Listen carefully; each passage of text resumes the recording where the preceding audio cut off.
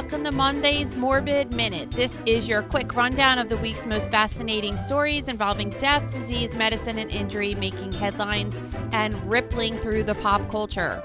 We'll tease the cases here, then do a deep dive into the pathology, forensics, and medical mysteries later in our normal Mother Knows Death episodes, in articles over in the Gross Room, and during our weekly YouTube live bonus episode exclusively for Gross Room members. If it's dark, disturbing, medically bizarre, or just too good not to dissect, you'll hear it first on Monday's Morbid Minute.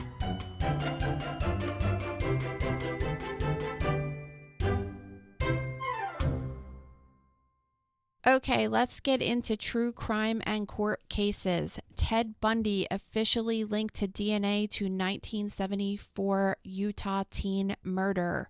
New forensic testing has officially confirmed that Ted Bundy murdered 17-year-old Laura Ann Angemi in Utah in 1974, finally closing a case that has remained open for more than 50 years. Angemi disappeared after leaving a Halloween party, and her body was found weeks later near American Fork Canyon. Bundy had confessed to the killing before his execution in 1989, but investigators never considered the case fully closed because he gave few details and there was no physical proof tying him to the murder. That changed after new DNA technology became available at the state crime lab. The technology allowed them to identify Bundy's DNA on evidence from the case. Former Pennsylvania doctor pleads guilty in sexual assault and extortion case. Former York County Dr. Christopher Davis, who is 64 years old, pleaded guilty after prosecutors said he used his position as a methadone treatment center for patients with opioid addictions to coerce vulnerable females into sexual activity. Davis pressured female patients into performing sexual acts with him or sending nude photos and threatened to withhold treatment if they refused. Dead body found in the back of an unlocked police car. A deeply unsettling investigation is underway in California after 37-year-old Eric Valencia was found dead inside of the back of an unlocked out-of-service patrol SUV parked outside of police headquarters. Surveillance video showed Valencia entering the video on March 23rd after he was released from custody, and he was not discovered for 3 days. Police have acknowledged the vehicle should have been locked, and Valencia's family is now demanding answers. His cause of death has not been publicly confirmed. Mount Everest guides accused in massive insurance scam. Authorities in Nepal say a major $20 million insurance fraud scheme on Mount Everest involved guides allegedly making climbers sick or exaggerating illness to trigger expensive helicopter evacuations and fraudulent medical claims. Investigators say guides, helicopter companies, hospitals, and agents may have all taken a part, with some reports alleging tourists were even intentionally given substances to mimic altitude sickness. More than 30 people have been reportedly charged, and the investigation revealed that there were 171 unnecessary rescues. Woman sentenced after killing boyfriend and hiding the body after he complained about her cooking.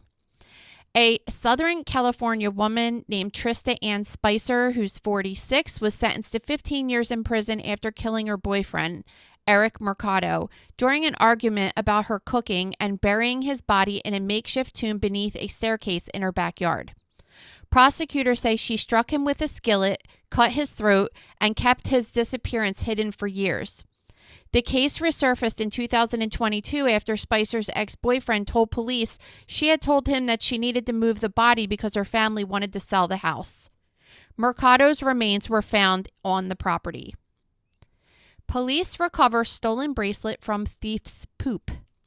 Police in India recovered a stolen silver bracelet from a suspect's poop after he swallowed it and hid the evidence during an arrest. Officers say the man had stolen jewelry from a local home and then tried to destroy the evidence by ingesting part of the loot. After medical treatment and close monitoring, police recovered the bracelet from his stool. In pop culture and celebrity news, Perez Hilton undergoes emergency surgery for a blood clot. We have an update on a story we brought you last week on celebrity blogger Perez Hilton. He is saying he had to return to the hospital again for emergency surgery on a massive blood clot in his leg just a week after being released from a 21-day hospitalization for severe sepsis and multiple infections. He said doctors warned that the clot could have become life-threatening if it had broken loose and had described the ordeal as a major wake-up call. Bundy Irwin revealed that in the past 3 years, she has had more than 50 endometriosis lesions removed, along with a chocolate cyst or an endometrioma, an appendectomy, and a hernia repair. She said she spent about a decade searching for answers before finally getting a diagnosis, and has spoken about how often women's pain is minimized or dismissed. We'll talk about this later in the week. In medicine and health news, a court says it's not possible to identify a baby's father after mother slept with identical twins. A woman in London who became pregnant after having sex with identical twin brothers within 4 days of each other has been told by the Court of Appeal that it is currently not possible to say which twin is the father. Judges say DNA testing can prove the child's father is one or the other brother, but because their genetic profiles are so similar, current testing could not distinguish between them. One twin had been listed on the birth certificate, but the ruling says each brother has a 50% chance of being the biological father. Topical steroid withdrawal described as being trapped in a half-alive corpse. Topical steroid withdrawal is a controversial and poorly understood condition reported by some people after long-term use of steroid creams for eczema. The condition is gaining attention after a mother described her horrific experience. Patients describe severe burning, skin shedding, itching, swelling, and feeling trapped in a body that no longer functions normally. The story focuses on women who say the creams initially helped but later left them in prolonged, devastating withdrawal after stopping. Recalled chocolates containing hidden erectile dysfunction drugs. A nationwide recall has been issued for Gold Lion Aphrodisiac Chocolate Male Enhancement Sachet and iLume Sex Chocolate Male Sexual Enhancement Booster after the FDA says they contained undeclared sildenafil and tadalafil, the same active ingredients found in Viagra-like drugs. These hidden ingredients can trigger dangerous, potentially life-threatening drops in blood pressure, especially in people taking nitrate medications for heart conditions. Consumers are being told to stop using the products immediately. Experts say TikTok is driving autism self-diagnosis. Experts are warning that TikTok is pushing a wave of autism self-diagnoses, especially in young adults who see videos describing sensory issues, social awkwardness, or repetitive behaviors and start to believe that they are autistic. Many autism-like traits overlap with ADHD, anxiety, OCD, and trauma, which is why clinicians say real diagnoses has to include developmental history and formal assessment, not just relying on relatable videos. Experts say TikTok can be a starting point for curiosity, but it is not a diagnostic tool. Woman throws a sperm shower to choose an IVF donor.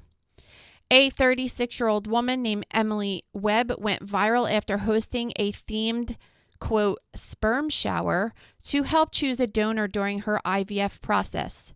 She described it as a mix between a baby shower and a bachelorette party, complete with a sperm-shaped cake and a, quote, nacho daddy bar.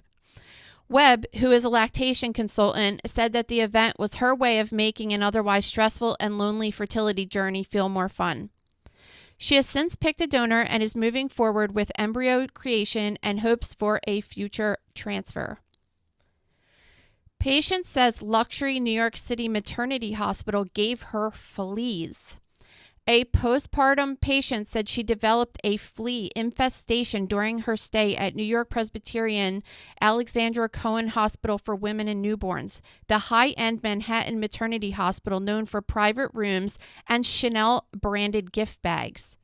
She said she woke up covered in itchy bites that later blistered, and her family ultimately had to leave their apartment for fumigation after bringing the fleas home. The hospital said it found no evidence of fleas but did cover extermination costs as a courtesy. The story also included complaints from some doulas and patients about overcrowding and sanitation problems at the otherwise luxury branded facility. More people are requesting unvaccinated blood. A new report says more patients and parents are asking hospitals and blood centers for unvaccinated blood for transfusions, often because of mistrust tied to COVID-19 vaccines. Experts say that these requests are difficult or impossible to fulfill because blood centers do not label donations by vaccination status, and there is no evidence that blood from unvaccinated donors is any safer. Researchers say the trend reflects broader anti-vaccine viewpoints and creates ethical and logistical problems for transfusion medicine. In freak accidents and unexpected deaths, toddler injured after reaching into a wolf enclosure. An 18-month-old child was injured at Zoo America in Hershey, Pennsylvania after crawling under an exterior perimeter fence around the wolf habitat and putting a hand through the main enclosure fence. Zoo officials say the toddler was never inside the habitat itself, but a wolf approached and made contact with the child's hand, causing minor injuries. The zoo described the wolf's behavior as natural rather than aggressive and emphasized that the child had been unsupervised. And in other death news, AI may improve time of death estimates. Researchers at Linköping University and Sweden's National Board of Forensic Medicine trained AI models on 4,876 blood samples with known post-mortem intervals and found that they could estimate time since death with a median error of about 1 day. This method looks at changing blood metabolites after death rather than relying on classic tools like body temperature, rigor mortis, or potassium in the eye, which becomes less useful after the first day or two. In a separate validation set of 512 people, the model still performed well with a median error of about 1.29 days. Researchers say the goal is not to replace forensic pathology, but to give investigators another tool in cases where a body is found days later and the timeline is otherwise hard to narrow. And in our last story, which is very relevant to this time of year, possible human remains found during an Easter egg hunt. Police in Long Beach, California are investigating after possible human remains were discovered near DeForest Park and the wetlands during an Easter egg hunt. Preliminary reports suggest the remains may have been a very small skull, though police have not publicly confirmed the exact nature of the find. Officers secured the area and launched a full investigation, and the remains are expected to undergo forensic analysis to determine whether they are human, and if so, who they belong to. And that's it for this week's Monday's Morbid Minute. For full breakdowns of these stories, plus any breaking news that develops, be sure to tune in to this week's regular Mother Knows Death podcast and check out The Gross Room. Don't forget to subscribe to us on all podcast platforms and on YouTube. And while you're there, leave us a review. We would love to hear what you have to say. If you see a story you want us to cover or have questions or comments, email us at stories@motherknowsdeath.com. Thank you for listening to Mother Knows Death. As a reminder, my training is as a pathologist assistant. I have a master's level education and specialize in anatomy and pathology education.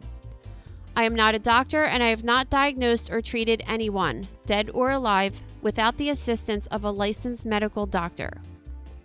This show, my website, and social media accounts are designed to educate and inform people based on my experience working in pathology so they can make healthier decisions regarding their life and well-being. Always remember that science is changing every day, and the opinions expressed in this episode are based on my knowledge of those subjects at the time of publication. If you are having a medical problem, have a medical question, or are having a medical emergency, please contact your physician or visit an urgent care center, emergency room, or hospital. Please rate, review, and subscribe to Mother Knows Death on Apple, Spotify, YouTube, or anywhere you get podcasts. Thanks.